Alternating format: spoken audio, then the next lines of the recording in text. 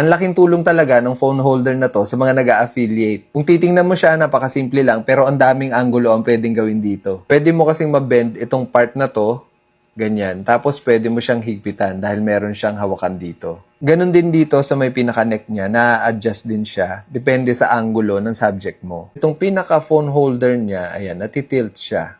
Pwede mo siyang higpitan, iroroscas mo lang siya ng ganyan. So, 3-piece lang siya. Meron siyang base, body, at saka pinaka-phone holder niya. Itong pinaka-base niya, mabigat siya. Kaya kapag nilagyan mo ng mabigat na phone, hindi siya basta-basta tumutumba or maaalog. Itong pinaka-shaft niya, made of high-quality aluminum alloy. Meron siyang silicone pad dito sa may gilid ng phone holder para hindi magasgas yung mga phone natin. Meron siyang haba na up to 14 inches. Pwede mo itong magamit kung nagla-livestream ka, nanonood ka, or nagbabasa. Lalo na pag may sinushoot kang subject. Portable, adjustable, at matibay pa. Ilalagay ko yung link nito sa Yellow Basket kung interesado ka.